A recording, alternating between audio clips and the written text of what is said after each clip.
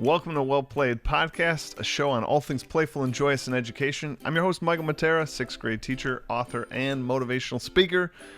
And Well Played is part of the On Podcast Media Network.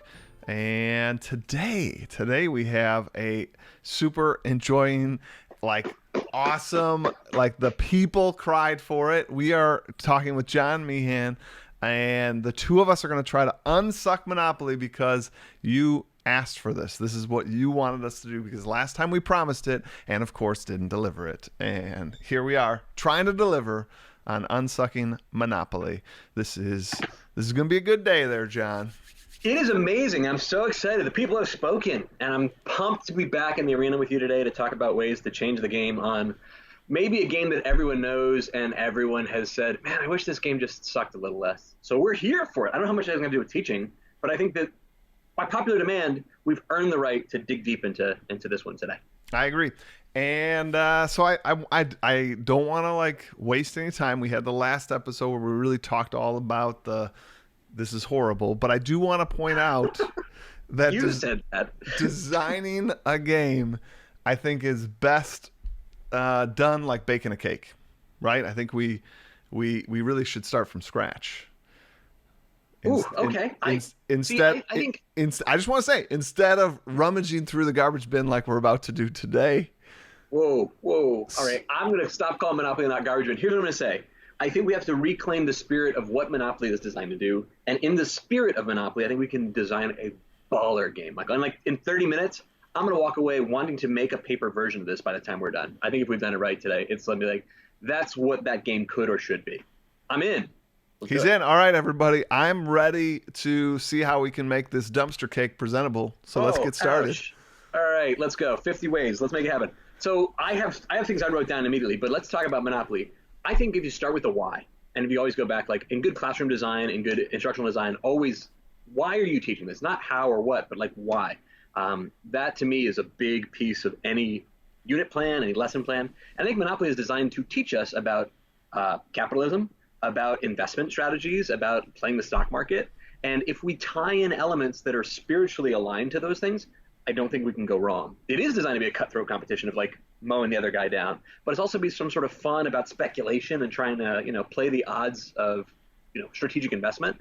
I think there's some cool things we can do and walk away feeling like you're not just a little doggy on a little space, but you're the big dog on the yard when you're running the luxury taxes or whatever that looks like. So I'm going to say that the original why, though, I think was to teach about kind of the unbridled capitalism leads to just sort of soul-crushing society.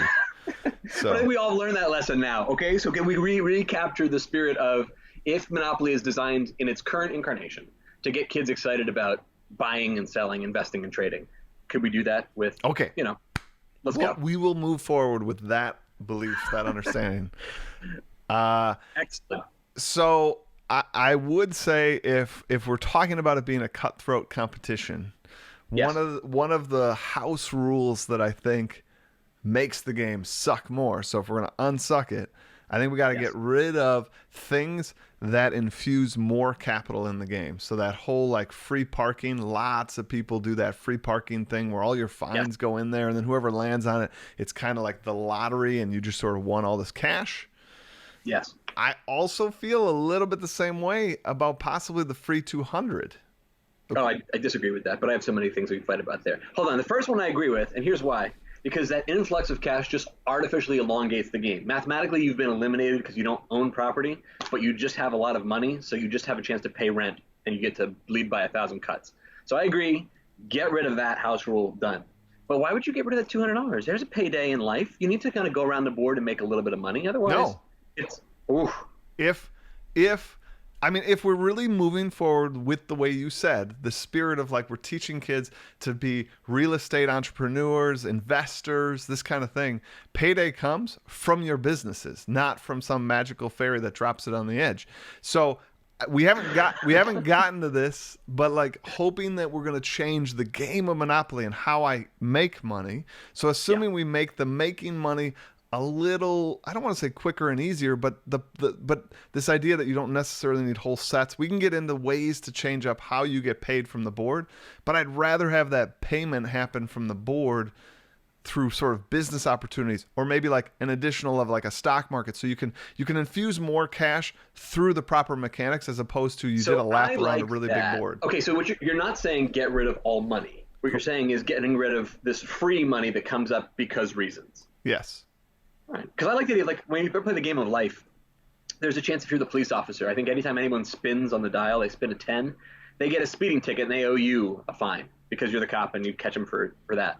But there's also a stock market element to the game of life where you can invest in any one number on the spinner and you buy that stock. So if anyone spins a 4 or spins a 6, you own the 4 or the 6 and they have to pay you money. I like that. I think that's a cool way to kind of make Monopoly more, engaging, because then you're constantly watching people. Oh, did you roll a 6 or did you roll a 12? Did you roll a 4? And if I could invest in, this is a strategic play with how I would spend some of my money. You don't just make money in speculating in real estate. You could also make money in the stock market. That's a great way to bring more players in. And then there's a strategy element too. You don't only have to buy what you've landed on. You could, in theory, a very bad American capitalism thing, but you could sit in jail and still watch your stock market return all of those pluses for you. You don't even have to move around the board. I like it. I like that. So, I definitely like that. I think adding, one that we just sort of both sort of popped out there was some sort of stock market, right? Some sort of way that you can sort of buy and trade. I think pushing that even a little further. Let's go. I think having the stocks be the companies that are there. So instead of it being solely a property right, and like John bought Boardwalk, there's nothing I can ever do. I can never get Boardwalk from him. If there would be like a back door where like I could possibly buy more shares in his company, right? So the shares aren't the only thing. Like he could just buy it and build it. Maybe do what real companies do. He could choose to make it go public or not, or maybe so many have to go public. I don't know the exact rules. But if he goes public, he gets an infusion of cash. So that's, again, like that. showing a reason why you get this infusion of cash. Maybe instead of mortgaging, where you flip the card over and a one-time thing, you get a thing. It's like, no, you can make a public offering, an IPO, right? And then the IPO, everyone in the board has to pay you $10 or you get $10 from the bank, whatever it looks like. And it's because I'll be honest, Michael, I'm 30 and I'm not entirely sure how the stock market works.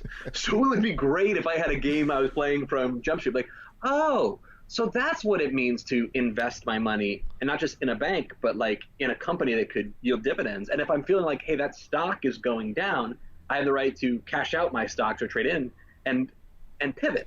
And that's a cool way for kids early to get a feeling of it's not just a race to see who could get to the blue square first. It's there's strategy here, and you're never fully out of it. I think that's where Monopoly loses so much, and Jeopardy loses too, because like you figure out quickly there's no way back into it, and you tap out. So many classroom games need to be built with the idea that you're constantly inviting players, hey, adapt, overcome, play, again. Yeah, so we have this idea of stock market. Then we even took it a little further, maybe have it be where you could have some takeovers, and that would be a way to get property, which I think would go with the original premise of the game, the actual original premise, the soul crushing. Like John has Boardwalk, he's super excited, he built the hotels on it, it's worth $1 bajillion, and like whoop, like Susie just bought the rights to it, and she actually owns 55% of the company. It's now. So Susie's. I like that, and it does sort of make it a little bit more equal distribution of, but also a frustration of, oh, this is how capitalism works up against investment. So I'm thinking also, and maybe this is back to the spirit of the original game. I do like the idea of player bonuses to start, which is a hard thing. But like the Oregon Trail game does a good job of that. If you start as the banker from Boston, they give you X more dollars. And I don't think I ever played that game as anything but the banker from Boston, because why would you make it harder for yourself, right? But there are people who love playing games at that epic level, that legendary level. So it's just, okay, when you're starting your game Monopoly, do you want to be, and this is so insulting, I apologize to our listeners who come from these places, but like, are you the trust fund kid who came with a lot more? Maybe if so, you start with 3 properties drawn at random. Or are you the person who's, hey, I've just finished college, so I come with a little bit more future earning potential. But, if you kept it going every time you pass go, then instead of collecting $200, maybe you collect $220, whatever it is. Just those moments where it says early you make a decision, and that will influence your early gameplay. Not your whole gameplay, but your early gameplay. I thought that'd be a cool way to, because then there's a functional difference between picking the dog and picking the hat or picking the wheelbarrow. There's something about it that says, nope, based on the type of player you want to be, it's going to change the type of strategy that you have. I like it. I like that. I think variable player abilities is huge. I think in a lot of the modern board games that we have, you see that kind of differentiation between different players. I think if you could make it, I don't know. I mean, like I said, we're not going to spell it all out here in 30 minutes, but I think if you could explore that idea in which I liked your Oregon Trail example because we could all choose to be the banker, right? Yep. And so if it was like, here are these 10 archetypes and really all of you could be it doesn't matter. So then, so you'd have to make the bonuses something. It couldn't be the 3 properties, for example, because if we all chose that, like the board's done.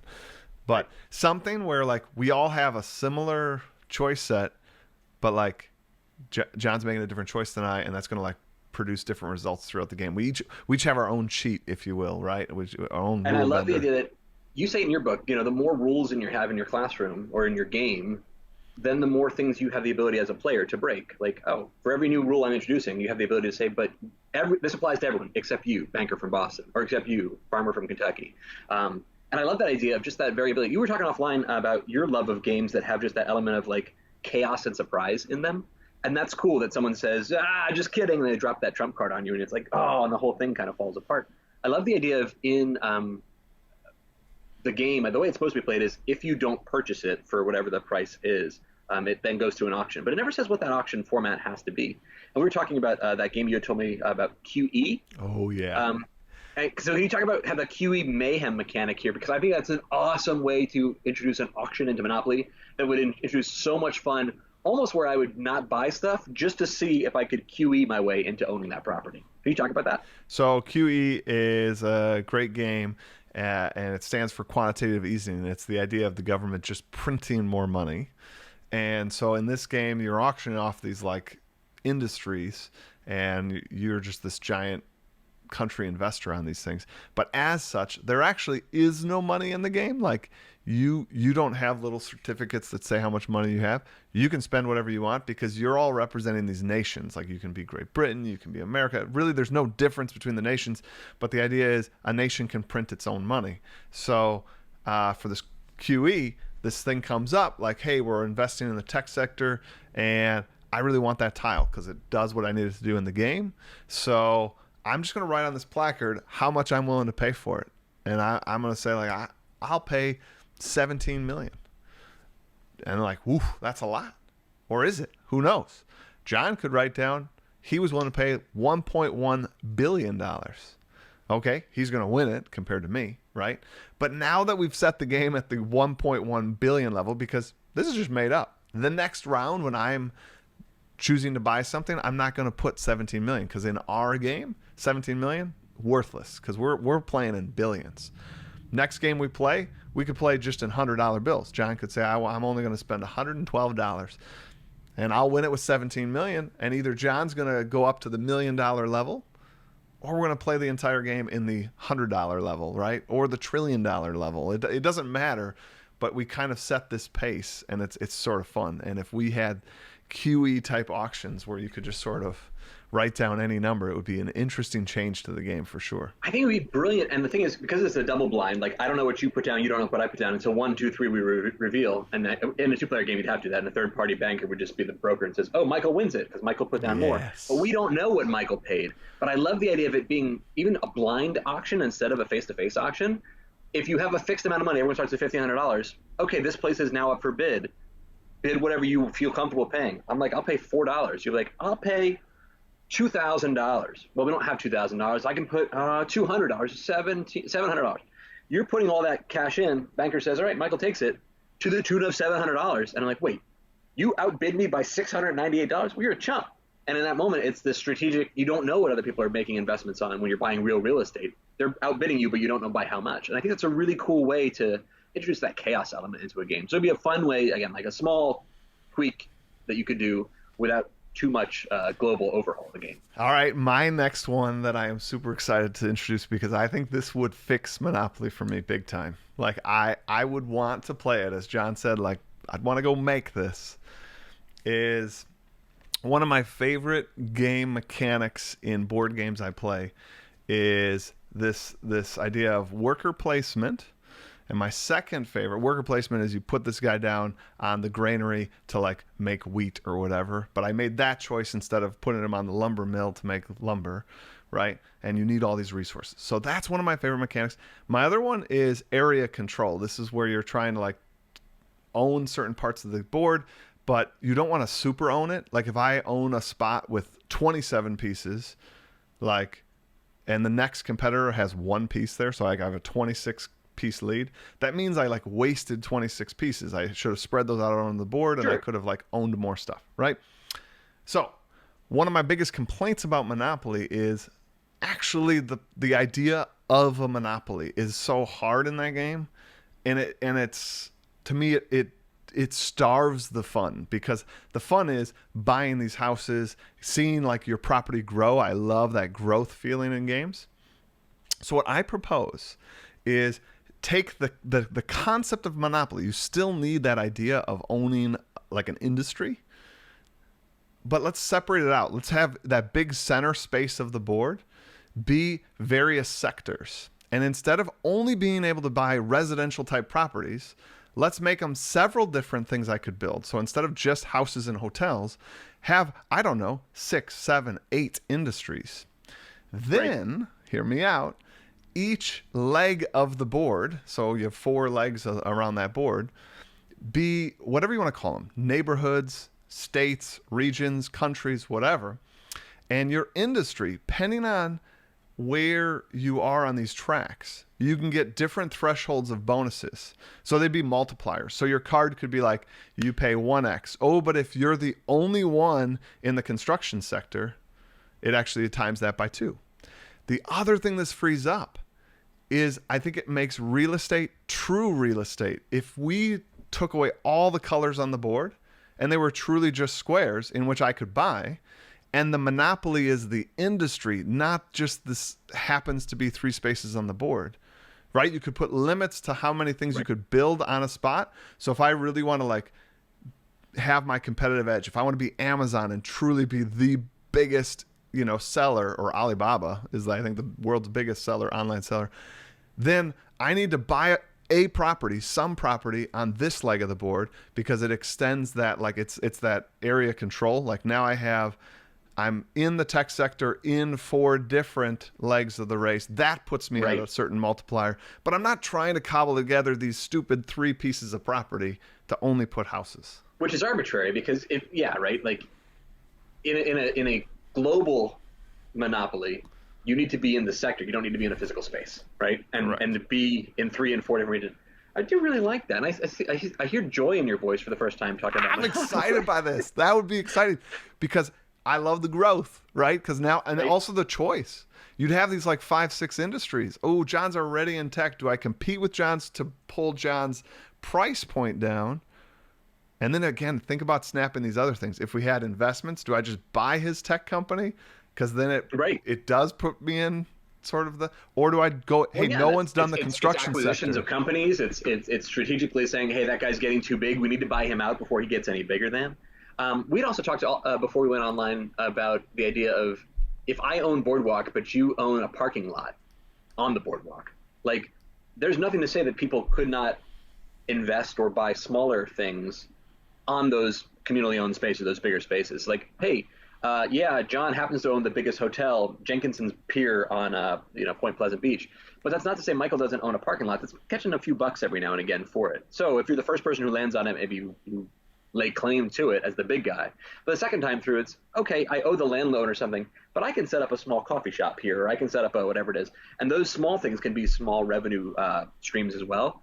I like the idea of diversifying your portfolios, right? That you're investing not just in tech, but you're also in, education, or you're also in finance, or you're also in agriculture.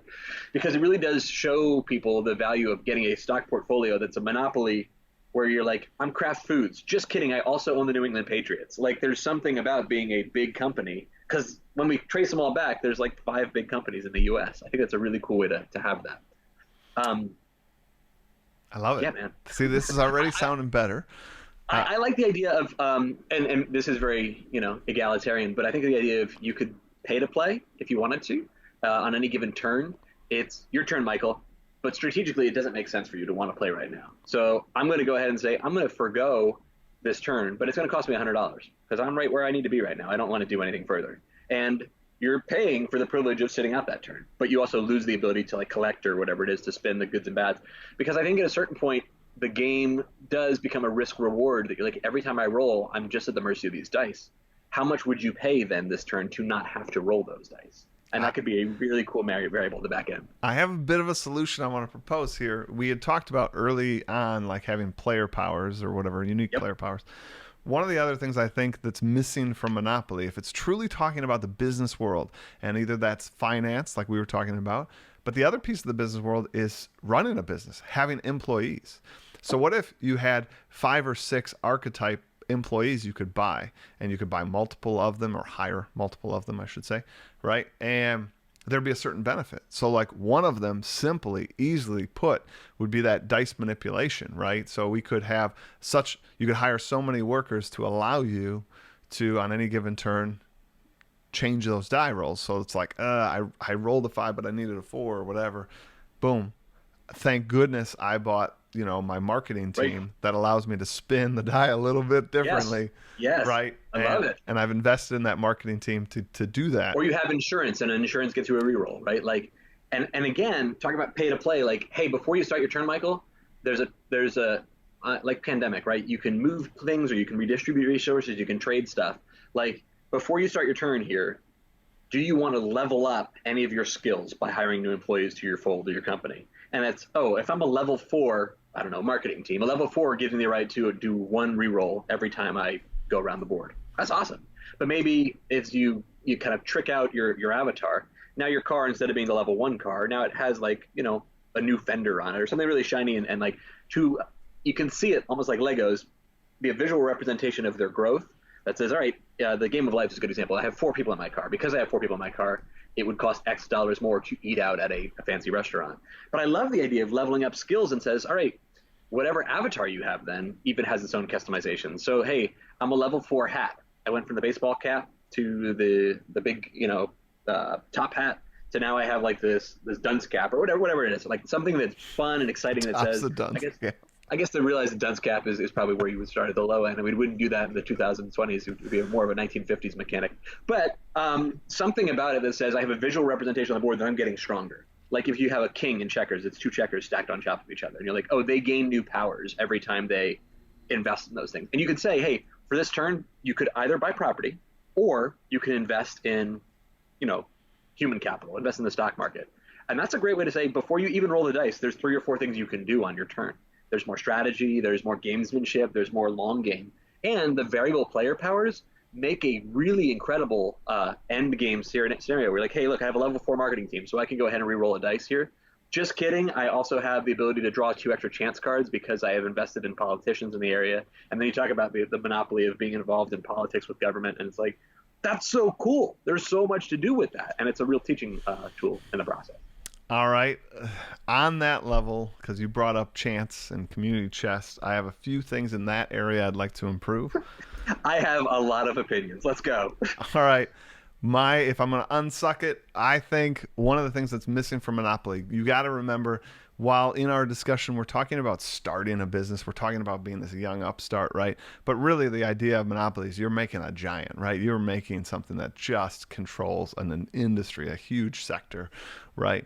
So with that said, I want to replace at least one of those decks with like governmental policy deck. And this would give a chance for people to sort of lobby government, and whoever has like the most lobbyists kind of have most sway, like most votes, if you will. Whew, okay. And whoever has the most lobbyists or whatever maybe could set the agenda. Maybe they draw the top 3 cards and say, we're going to vote on this one because it benefits this one, not those 2. Because it benefits my industry the most. So I'm going to back up real quick and say that this would, if these changes early, would have helped me learn the stock market. I live in Washington, D.C. Can you explain to me what politics is? Because everything you just said, I'm like, that's so much better than everything I've just lived through. Like, I'm watching the news. I'm like, is this true? I don't know if this is real or if this is entertainment. And I feel like there's a lot of Americans who've said, I was told how to do basic mathematics, but I don't know how to balance a checkbook, right? And I think there's something about Monopoly that could be a really cool teaching tool for like, hey guys, here's how corporate interests get tied up in politics, how get tied up in big companies, how to get tied up in international trade, and like that these waters get murky when we just hear these vague, faraway countries we don't understand. It's like, oh, that's why foreign interests are important to understand in a global economy. And in a new era, if Monopoly is about capitalism and the benefits or the joys or the struggles or setbacks, these are necessary conversations to have because we're not in the four walls of our country anymore. We're talking about bigger, more serpentine things that have their arms and everything. And if we could stay on after the podcast and you can explain to me how politics and lobbying, that'd be great. I appreciate it. So here's like a quick example of how I could see it working. Keeping in mind all the changes we've made thus far. So let's say you had these different sectors. Let's say John is heavily invested in like the construction sector, and I have the most like lobbyists or whatever. So I draw those top 3 cards from sort of the governmental policy deck, and I see one of them is a bid to like redevelop our highway system, and whoever is like in the lead of the sector could win a huge contract because he's the biggest in that sector. The government's gonna go with him, not me.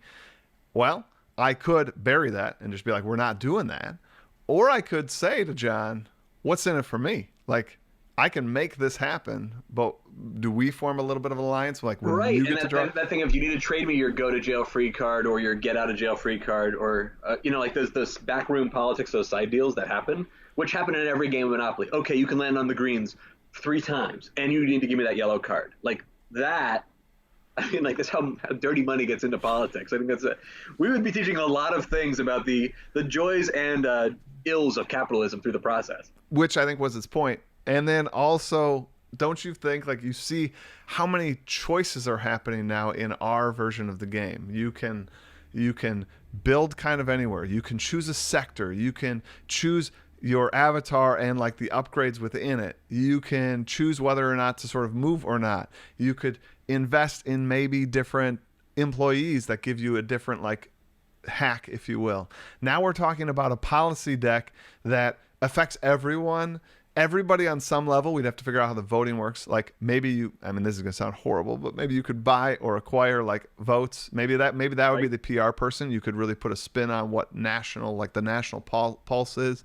And like John's invested in that, so he hasn't invested in so many accountants that make him cheat like how much he has to pay.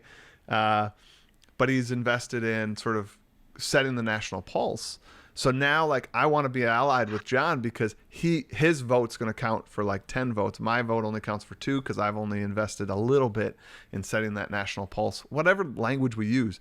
But it makes us all at the table have to talk to each other, even the low guy, because the low guy might be the swing vote. Too, because, I mean, like, I've watched enough Survivor to know that the person who's on the outs of the alliance this week, if they're not voted out, be careful, because now they're the wild card who you're going to be lobbying for that person's votes because they're going to flip the whole script on it. And Michael, to kind of tie it back to the classroom, just to kind of bring this full circle, is we're talking about a game that was designed 100 years ago, and I'm really talking about school now. It was a different era for a different charge, and we have to find a way to get students engaged every day in our classroom, where it's not just, hey, we're 10 chapters into a 20-chapter book. Didn't read the first 9? Well, you're screwed, Bobby. We have to find a way to unsuck our teaching to get them back in and say, hey, there is new adventures to bring you in today. And yeah, it would have helped if you read the first 9 chapters. I'm not going to lie, you are at some level of a disadvantage here. But constantly pulling students back in and saying, this is an invitation to get back in the game. You're not beaten down and just waiting for the math to run out because you ran out of money a long time ago. It's, oh, if I just lean in a little differently, I'm a wild card and I can change the strategy here. And because every day is fundamentally different because I showed up and played a little harder, that's all the more incentive to want to come in. That's all intrinsic then, that I need to listen to this person. I need to hear this person. I need to understand who that is. I need to understand more about myself. There's less time on the bench. There's more time in the game. And it really winds up making a better game for everybody. Yeah, I mean, it comes back down to that choice. Like, and even little choices. I know a lot of times teachers use that term like voice and choice, and that's good that we're giving choice. But I hope you hear on this, these are micro choices. I'm not even saying like come up with 3 assignments they can use. This is just even within one assignment. Here we are playing the game of Monopoly, but we've infused tiny micro choices that every turn they're making decisions on. That policy deck, imagine if some of those were permanent policies that sit there. So maybe the next round they could decide either to try to dislodge a policy or try a new one, right? And it's like, oh, that's a thing. Like, and maybe I know John's going to be the speaker this year, so like I gotta like really try to get John to dislodge this thing that's totally hurting the tech industry or whatever. Right. I mean, like, and then competing interests, like, oh, the number 6, I've invested in the stock market, I own 6. But just kidding, you own the lobbies, so 6 is now forever banned. We're not allowed to roll a 6. Yeah. Like, what? And now I have to kind of lobby again to make the amendment to put 6 back in the game or get your voted out of the tech. Like, oh, because you own Google, Google has decided 6 is a banned number. No one's allowed to use 6 anymore. It's like, well, that's cool because it's how tech industry influences lobby, influences government, influences politics, influences money. And it's like, that is a fascinating escape from reality that would actually help me understand so much more about this world in which I live. So I'd be all in, brother. I really have a lot to learn.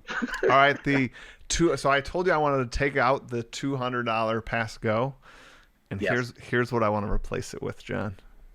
Bread lines in Soviet Russia because this game plays you. No, I want to that square now begins. That's tax day, my friend. That's April What? 15th or whatever. What sort of sadistic monster are you? You've replaced I get money with I have to give money back to this game. But remember, we've infused way more earning potential throughout the board. I don't have to wait to get 3 properties because I could instantly buy 1 property, and the moment I sort of choose an industry to put on it, like I'm in the earning potentials.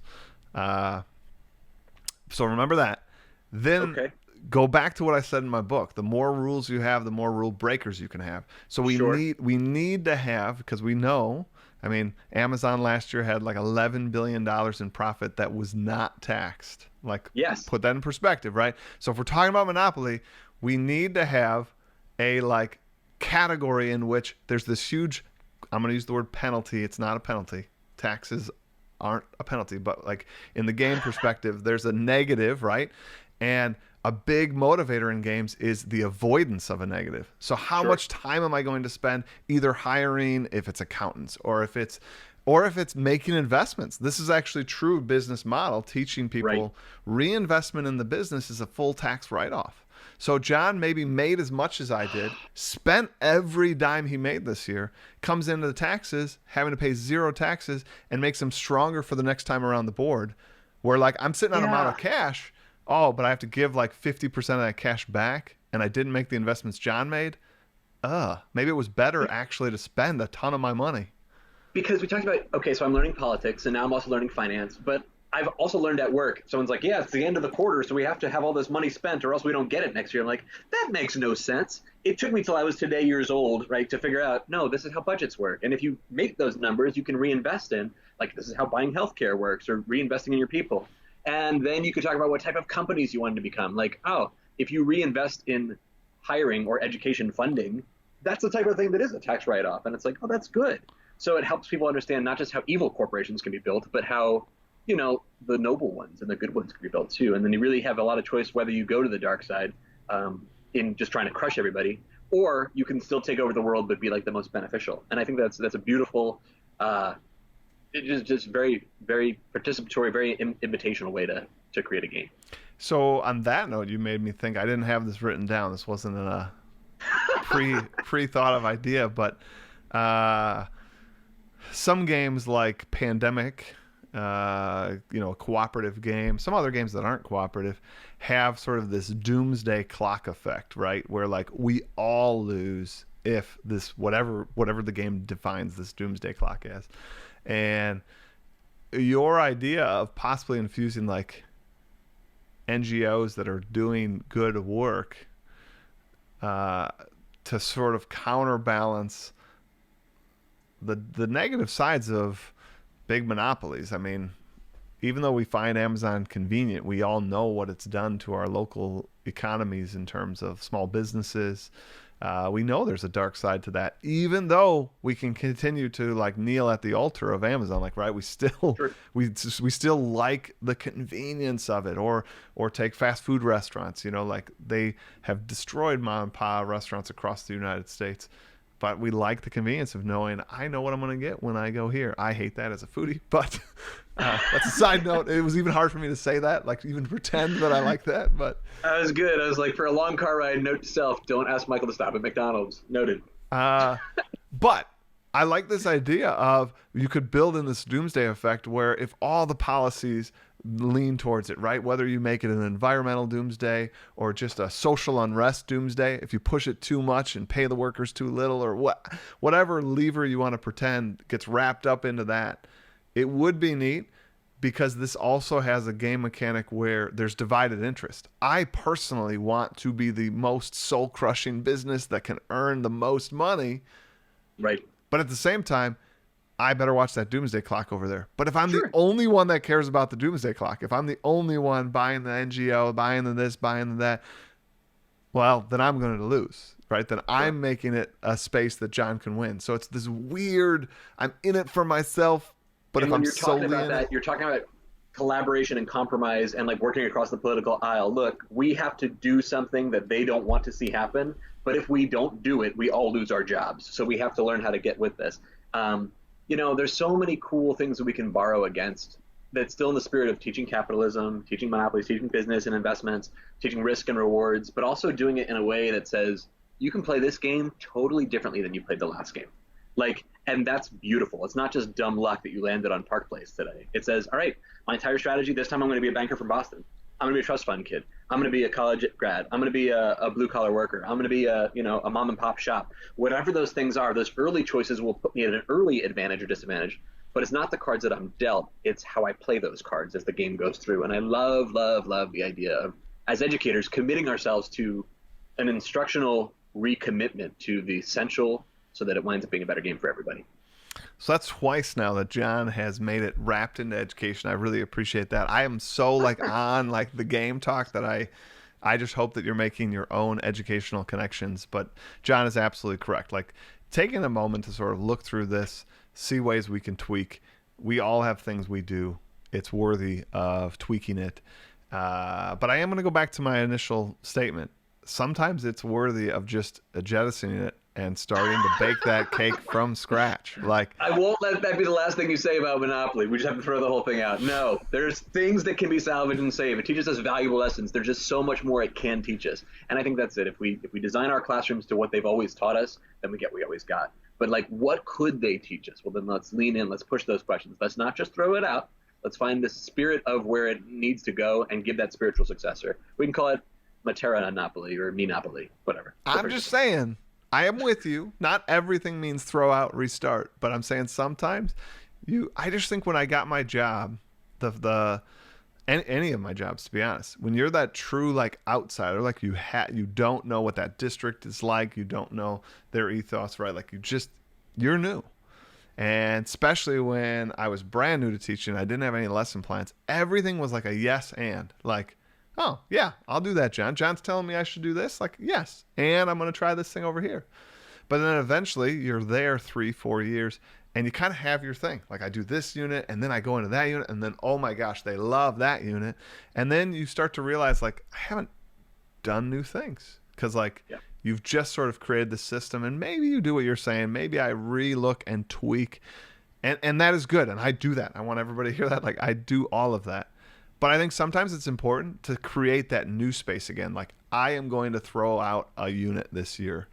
And what am I going to do from scratch? How am I going to bake that cake from scratch? I think that's a neat thing to remind us veteran teachers of yes, you got this down to a science. Yes, you are a good teacher. But remember when you wanted to be a great teacher and you were hungry for trying and trying and trying. Ooh. If this is a debate, you just won. But in fairness, I'm also realizing I have to learn about politics and government and finance. So I can't learn teaching on top of this. Well, I guess our post wrap up is going to take a while, but I'm in. The reflection time quote here is a bit of a cheeky one. I chose to just pull a chance card. Did you really? That's it. It's just a chance card. Let's go. The first one, when I Googled chance card, this is what that came up. Advance token to nearest utility. If unknown, you may buy it from the bank. If owned, throw the dice and pay the owner a total 10 times the amount thrown. All right, so spin it, John. Unsuck it. Here's the thing. Unsuck it. If I had a good marketing team, I would say, actually, this utility no longer serves the public interest. So for that reason, we're going to reevaluate whether we should throw the dice at all. And because we're investing in clean energy, this new resource, instead of paying us or paying them money every time, we'll pay you 10 times what, but you have to invest in this company, see? So it's a little bit of a reframe, but I have a level 4 marketing team who's on it right now. And they're going to make it so that when we land on those cards, we're always really excited because it pulls us further into the game. It just doesn't remind us that we picked the wrong game to play. I dig it.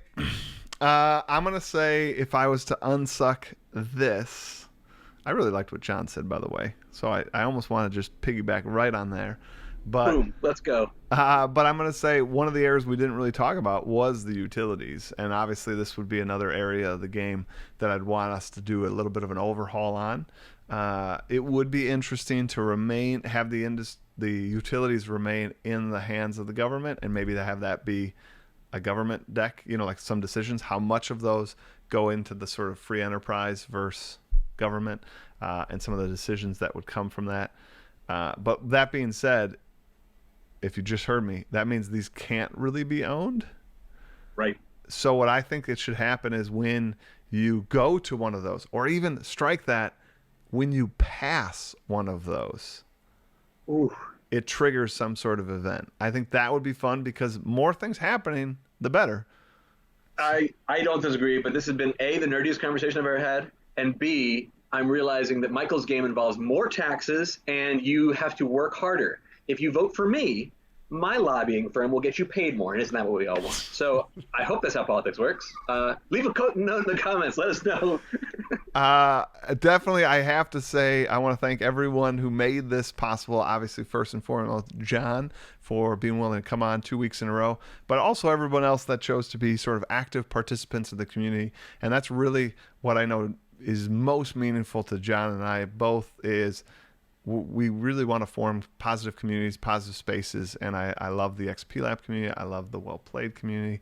I know John's Adrenaline community is great, and so like having these people come together and actually choose to take a minute out of their day to write that and say, hey guys, I want to see you try to do this. Both John and I were texting each other like, another one wrote it. It's hilarious. Like, right. So it was good. It was good. And now I feel like I've earned the right to walk away from Monopoly for a little bit because I gave it an honest shot. And that's good because you don't want a thing to be half finished when you walk away from it. That engagement, that learning never stops. But to say, hey, I made an honest effort. I put in some fun with it. I'm geeked out about it. I think this was cool. I'd love to hear people's comments on Twitter and everywhere else. But thank you again for having me on. Everybody, if you want to comment on the episode itself, it's season 4, episode 19. It will be up on my YouTube channel, so you can put your comments there, or as John said, on social media. One thing I like about the YouTube, though, is they're there. They're there for everybody else to read. That's fun. They stay. It's like Storified. So can you tell me how to use YouTube after we're done? My God, we have so much. So much. All right, John, I have to ask you, because you gave yourself a passing grade, but as the huge Monopoly naysayer over here, yeah, did I give it a fair shake? I think, everyone, I appreciate that Michael made an honest effort today, and if I had 2 votes to give, I would give my second vote to Michael for an honest effort today, which is good. But number 1 goes there to me. All right. I love it. Everybody, thank you so much for tuning in to Well Played Podcast Weekly. And please continue to share it out. And we're just going to have lots of joy this year. More than ever, I really want to center around finding joy in the journey of teaching, both in and out of the classroom, because we're going to need that. So, John, thank you. And everybody else, peace.